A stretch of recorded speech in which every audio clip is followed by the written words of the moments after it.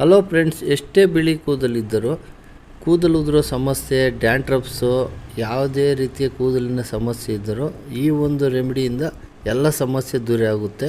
ನೋಡಿ ಫ್ರೆಂಡ್ಸ್, ನಾವು ಅಂಗಡಿಗಳಿಂದ ತಂದು ಹೇರ್ ಕಲರ್ನಾಗಲಿ ಹೇರ್ ಡೈನಾಗಲಿ ಹಚ್ತಾ ಇರ್ತೀವಿ. ಅದರಿಂದ ಸೈಡ್ ಎಫೆಕ್ಟ್ಸು ಜಾಸ್ತಿ ಇರುತ್ತೆ. ಈ ರೀತಿ ಮನೆಯಲ್ಲೇ ತಯಾರಿಸಿರುವ ಡೈನ ಹಚ್ಚೋದ್ರಿಂದ ಯಾವುದೇ ರೀತಿ ಸೈಡ್ ಎಫೆಕ್ಟ್ ಇರಲ್ಲ. ನೋಡಿ ಫ್ರೆಂಡ್ಸ್, ನಾವು ಯಾವುದನ್ನು ಫಂಕ್ಷನ್ಗೆ ಹೋಗ್ಬೇಕಂದ್ರೆ ನಮ್ಮ ಕೂದಲು ಕಪ್ಪಗಿದ್ದರೆ ಚೆನ್ನಾಗಿರುತ್ತೆ, ಶೈನಿಯಾಗಿರಬೇಕು ಅಂತ ನಮ್ಗೆ ಆಸೆ ಇರುತ್ತೆ. ಈ ರೀತಿ ಒಂದು ಡೈನ್ ಹಚ್ಚೋದ್ರಿಂದ 100% ಕೂದಲು ಕಪ್ಪಗೆ ಶೈನಿಯಾಗಿರುತ್ತೆ. ವಿಡಿಯೋ ಸ್ಟಾರ್ಟ್ ಮಾಡೋಕ್ಕೆ ಎಲ್ಲಕ್ಕಿಂತ ಮುಂಚೆ ಕರಿಬೇವಿನ ಸೊಪ್ಪು ತೊಗೊಂಡಿದ್ದೀನಿ. ನೋಡಿ ಫ್ರೆಂಡ್ಸ್, ಕರಿಬೇವಿನ ಸೊಪ್ಪು ಹಸಿದನ್ನು ತಗೋಬೋದು, ಒಣಗಿರೋದನ್ನು ತಗೋಬೋದು. ನೋಡಿ ಫ್ರೆಂಡ್ಸ್, ಈ ಕರಿಬೇವಿನ ಸೊಪ್ಪು ಕೂದಲು ಕಪ್ಪಾಗೋದಕ್ಕೆ ತುಂಬಾ ಕೆಲಸ ಮಾಡುತ್ತೆ. ಹಾಗೆ ಇದು ಕೂದಲು ಶೈನಿಯಾಗಿರೋದಕ್ಕೆ, ಡ್ಯಾಂಡ್ರಫ್ಸ್ ಕಮ್ಮಿ ಮಾಡೋದಕ್ಕೂ ಕೆಲಸ ಮಾಡುತ್ತೆ. ನೆಕ್ಸ್ಟ್ ಇದರಲ್ಲಿ 2 ಸ್ಪೂನ್ ಸಾಸಿವೆ ತೊಗೊಂಡಿದ್ದೀನಿ. ಹಾಗೆ ಕಬ್ಬಿನ ತವ ಒಂದು ಇಕ್ಬಿಟ್ಟು ಗ್ಯಾಸ್ ಫ್ಲೇಮು ಸ್ಟಿಮ್ಮಲ್ಲಿ ಇಕ್ಕೊಂಡು ಆನ್ ಮಾಡಬೇಕು. ನೋಡಿ ಫ್ರೆಂಡ್ಸ್, ಈ ತವ ಚೆನ್ನಾಗಿ ಬಿಸಿ ಆದಮೇಲೆ ಅದರಲ್ಲಿ ಸಾಸಿವೆ ಹಾಕ್ಕೊತಾ ಇದ್ದೀನಿ. ಆ ಸಾಸಿವೆನೂ ಚೆನ್ನಾಗಿ ಬಿಸಿ ಆಗಬೇಕು.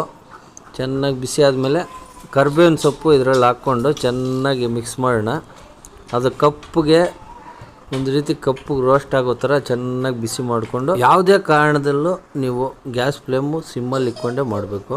ನೋಡಿ ಫ್ರೆಂಡ್ಸ್, ಇದು ಈ ರೀತಿ ಕಪ್ಪಗೆ ಚೆನ್ನಾಗಿ ಸುಟ್ಟಿದ್ದಾದಮೇಲೆ ಈ ರೀತಿ ಕ್ಲೀನಾಗಿ ಸುಡಬೇಕು. ಈ ರೀತಿ ಕಪ್ಪಗೆ ಆಗಿದ್ದಾದಮೇಲೆ ಗ್ಯಾಸ್ ಫ್ಲೇಮ್ ಆಫ್ ಮಾಡಿ ಸ್ವಲ್ಪ ತಣ್ಣಗಾಗಿ ಬಿಡೋಣ.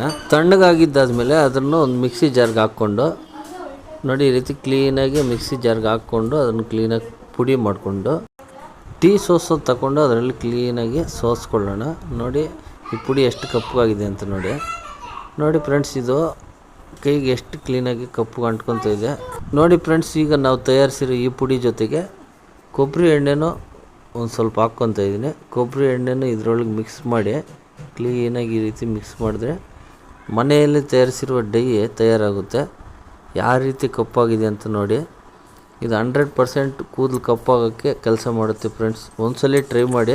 ಈಗ ನಾವು ತಯಾರಿಸಿರೋ ಅದೇ ಪುಡಿ ಇನ್ನೂ ಸ್ವಲ್ಪ ತೊಗೊತಾ ಇದ್ದೀನಿ.